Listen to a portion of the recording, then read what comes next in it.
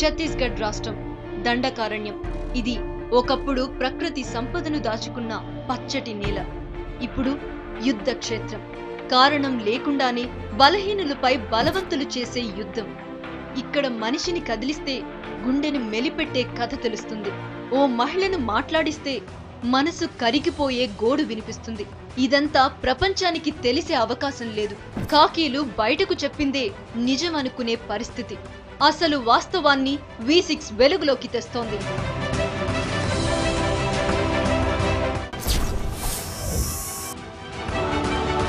నెల క్రితం బీజాపూర్ జిల్లా రేయింగం సింగం గ్రామాలు.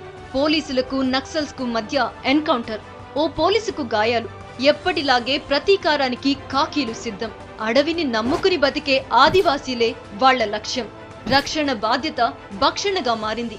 రాక్షసంగా గూడెలపై విరుచుకుపడింది.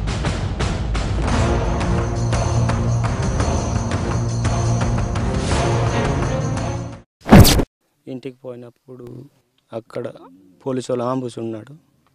అక్కడ దొరికినాం 20 మానేలకి. దొరికినప్పుడు పట్టుకున్నాం. ఈ గుడ్డతోటి ఇట్లా కట్టి బాగా కొట్టిన తనిన. నక్సలైట్, ఈ మంచు నక్సలైటు. ఈ మంచుని ఇక్కడే ఫైరింగ్ చేసి కాల్చి చంపుతాలని చెప్తాడు. పెద్ద చిన్న ఆడ మగ తేడా లేదు. దొరికిన వాళ్లపై ఖాకీల ప్రతాపం. సుఖ్దేవ్ ఎక్కడా అన్న ప్రశ్నలు. చెప్పనందుకు కొందరు మహిళల చేతులు విరక్కొట్టారు. నీళ్లలో తలలు ముంచి ఉక్కిరి బిక్కిరి చేశారు. అడవిలో మరో రోజు ఎవరో చనిపోయారు. అంతిమ సంస్కారాలు పూర్తయ్యాయి. ఇంటికి తిరిగొస్తున్నారు కొందరు ఆదివాసీలు. ఖాకీ దళం ఎదురొచ్చింది. అన్నలెక్కడా?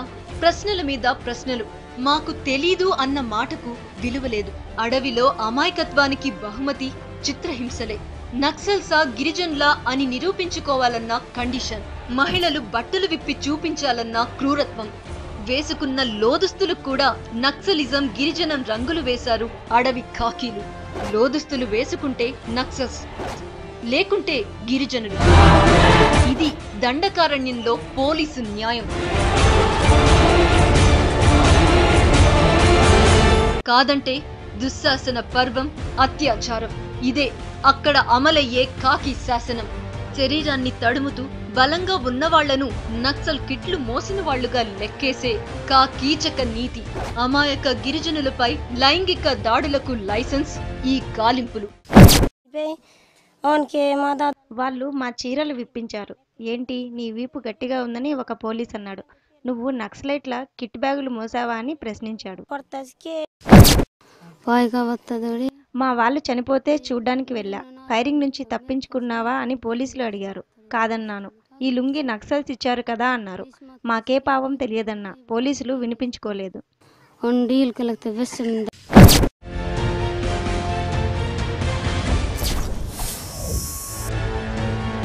ఓ బాలింత ఇంట్లో పాలు తాగే పసిగుడ్డు. బిడ్డ ఏడుస్తున్నాడు, వదిలిపెట్టాలని ఆ అమ్మ కన్నీటి నివేదన. తల్లివనడానికి గ్యారంటీ కావాలన్నాడు ఓ ఖాకీ. అమ్మ పాలు చూపించాలని కూడా అడిగిందా మృగం. ఎవ్వరికీ చెప్పుకోలేని అవమానం. అడవిలో ఉండడమే ఆ అమాయకులు చేసిన నేరం.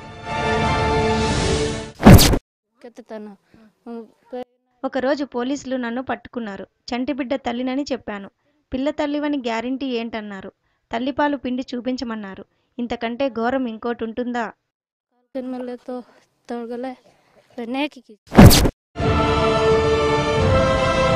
చావుకు దగ్గరైన వృద్ధులు. ఖాకీ అరాచకం వీళ్ళని వదల్లేదు.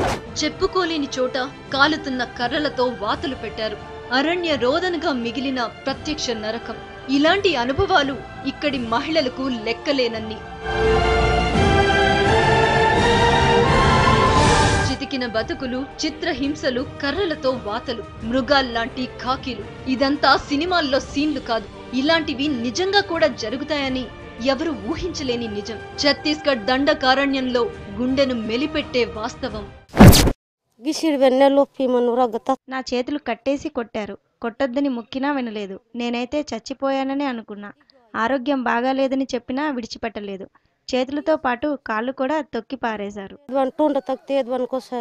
మానవత్వం ఉన్నవాళ్లు వింటేనే సిగ్గుతో తలదించుకునే ఘోర అకృత్యాలు. V6 పరిశీలనలో నిగ్గు తేలిన దురాఘాతాలివి.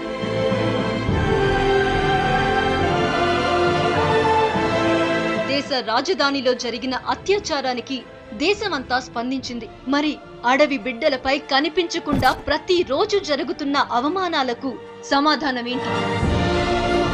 మానవ మృగాల్లా మారిన పోలీసులను శిక్షించేదెవరు?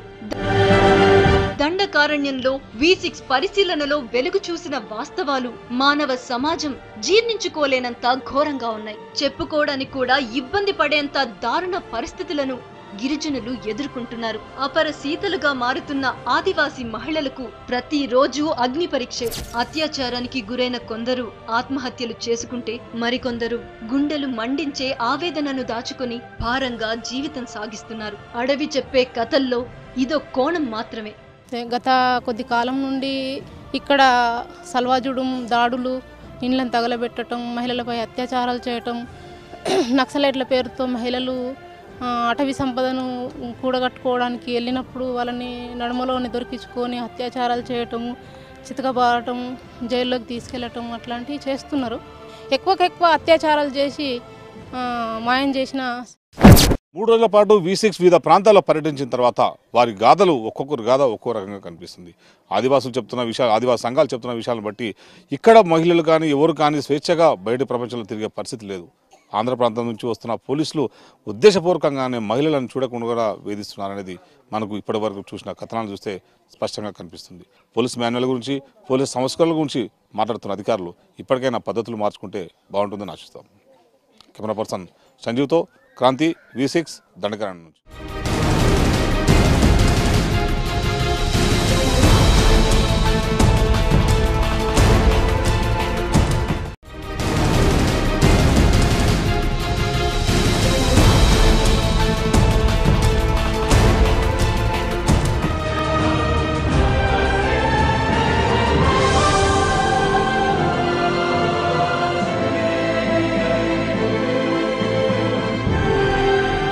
ఎకరాల అరణ్యం, పచ్చగా కలకలలాడాల్సిన ఈ నేల ఇప్పుడు భగభగ మండిపోతోంది. తుపాకీ నిప్పుల కంటే తీవ్రంగా ఆదివాసీల గుండెలు రగిలిపోతున్నాయి. తమ జీవితాల్ని, తమ పిల్లల భవిష్యత్తుని బలి తీసుకుంటున్న ఈ ఆక్రమ యుద్ధం ఎంతకాలమని వాళ్లు ప్రశ్నించుకోని రోజు లేదు. నాగరిక ప్రపంచానికి దూరంగా ఉన్నందుకు అసలు తమను మనుషులుగానే చూడట్లేదన్నది వాళ్ల ఆవేదన. అభివృద్ధి ముసుగులో అన్నల వేట కోసం వచ్చే పోలీసులు అడవి బిడ్డలను బలి చేస్తున్నారు. ప్రశాంతంగా సాగే బతుకుల్లో నిప్పులు పోస్తున్నారు. అత్యాచారాలు, వేధింపులు, హింసలతో పోలీసుల చర్యలు వివాదాస్పదమవుతున్నాయి. నక్సల్స్ ను ఎదుర్కోవడం చేతగాక ఆ ప్రతాపం అమాయకులపై చూపిస్తున్నారు. వాళ్ల బూట్ల కింద ఆదివాసీల జీవితాలే కాదు, వాళ్ల పిల్లలు, చదువులు, భవిష్యత్తు కూడా నలిగిపోతోంది. గూడెల్లో పాకలతో పాటు స్కూళ్లను కూడా పోలీసులు సెర్చింగ్ పేరుతో సర్వనాశనం చేస్తున్నారు. కోపం ఉన్న వారు ఎవరు కూడా వారి పిల్లల్ని దండించారు. కానీ ఏకంగా ఆదివాసీ మావోయిస్టుల మీద కోపం ఉన్న పోలీసులు గత కొంతకాలంగా ఆదివాసులను వేధించడంతో పాటు ఇప్పుడు ఏకంగా వారి పిల్లలను కూడా టార్గెట్ చేస్తున్నారు. మనం చూస్తున్న ఈ స్కూల్ బిల్డింగ్ చూస్తుంటే దండకారణ్యంలోనే మావోయిస్టులు నడుపుతున్న అతిపెద్ద, అంటే మావోయిస్టులు నడుపుతున్నా కంటే ఇక్కడ దండకారణ్యంలో ఉన్న వారి పిల్లల కోసం నడుపుతున్న పాఠశాలగా మనం చూడొచ్చు. దీన్ని పోలీసులు ఎట్లా విధ్వంసం చేశారో ఇప్పుడు మనం చూద్దాం. ఈ దృశ్యం ఏ ఆఫ్రికానో, అమెరికా దాడికి దెబ్బతిన్న ఇరాకో కాదు. దండకారణ్యంలోని పిడియా గిరిజన గ్రామంలో కూలిపోయిన దశలో ఉన్న స్కూల్ ఇది. శిథిలం కావడం వల్లో, పిడుగుల వల్లో ఇది దెబ్బతినలేదు. మనుషుల్లా కనిపించే రాక్షసులే పనిగట్టుకుని దీన్ని కూల్చేశారు. అంతకుముందు ఇందులో క్రాంతికారి జనతన సర్కార్ సంస్థ పర్యవేక్షణలో ఒక ఆశ్రమ పాఠశాల ఉండేది. ఇందులో దాదాపు 50 మంది వరకు పిల్లలు చదువుకునేవాళ్లు. మావోయిస్టు వ్యతిరేక సంస్థ సల్వాజుడం, నక్సల్స్ పేరుతో చంపేసిన ఆదివాసీల పిల్లలు ఇందులో 1 నుంచి 5 వరకు క్లాసులు చదువుతున్నారు. మావోయిస్టులకు ఆశ్రయమిస్తారన్న కసో, నక్సల్స్ దొరకట్లేదన్న అసహనమో గాని గాలింపుల కోసం వచ్చిన పోలీసులు ఈ స్కూల్ను కూల్చేశారు. ఒక్కసారిగా విరుచుకుపడి క్లాస్ రూమ్లను, వంటగది, స్టోర్ రూమ్లను కూడా ధ్వంసం చేశారు. మొత్తం కొరకు తిత్తోడు మేక తిత్తోడు ఏకదం మాకు జంత తిని పుడుతో అసోరే ఓడదు ఫైరింగ్ ఇత్తోడు అసోరే.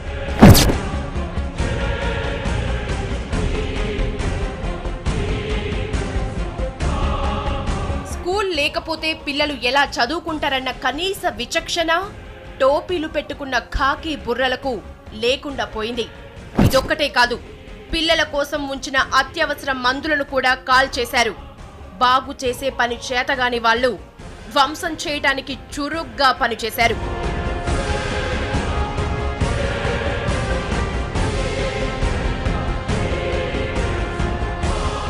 సెలవుల సమయం, పిల్లలంతా ఊళ్లకు వెళ్లారు.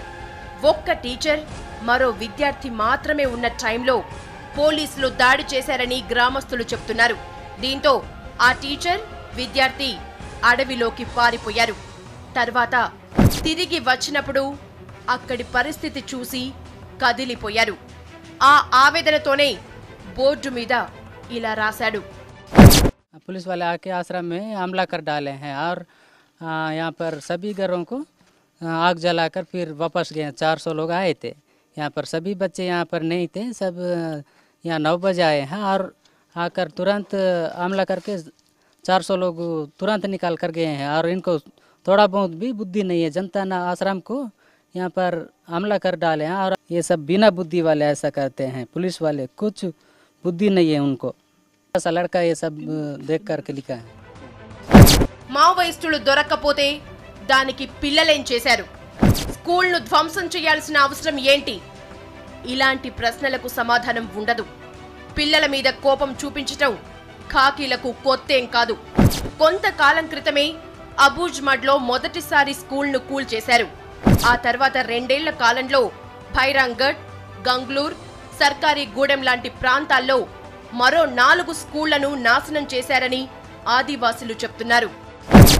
Donga venda bata venda okitoral ten inje mambega bale kino bedde diskuta gospora kino ma nar de gawasu firing kina purana akana nangalur danor kin purana akana kina su bega bale as janta mandana de lokin kiswata na bata kina kiso manda no me ega matam mawa jimdar wati matru wati mat wati akmar wati matru gate मेरे बात है राखा बात है बना मत की बात है जब मेरे स्कूल तो पिला के ना बात है ना मत के नहीं सामान बात है बन के ఆదివాసీ బిడ్డలను చదువుకోనియకుండా మరి సర్కారు ఈ స్కూళ్లను ఏం చేస్తోందంటే దీనికి సమాధానం ఉంది. వీటిని తమ అవసరాల కోసం పోలీస్ క్యాంపుల్లా వాడుకుంటున్నారు. అడవి బిడ్డల జీవితాలను, చదువును పణంగా పెట్టి సరదాగా వేటాడుకుంటున్నారు. నిజానికి ఈ ఆదివాసుల సంక్షేమానికి సర్కారు నుంచి పెద్దగా ఒరిగిందేం లేదు.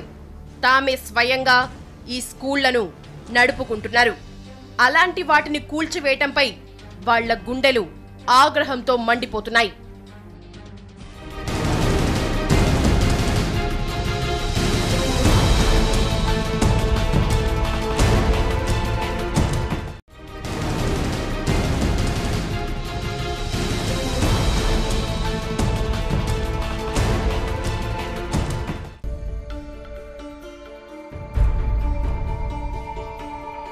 మారుమూల అడవి, ఇక్కడ మనుషులున్నారు, ప్రజాస్వామ్యం ఉంది. ఇక్కడ స్కూళ్లున్నాయి, వ్యవసాయము ఉంది, రైతులకు రుణాలున్నాయి.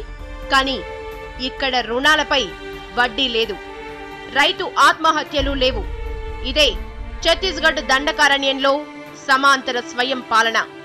అవును, బయట చాలా ప్రభుత్వాలకు చేతగాని పనిని ఇక్కడ చేసి చూపిస్తున్నారు.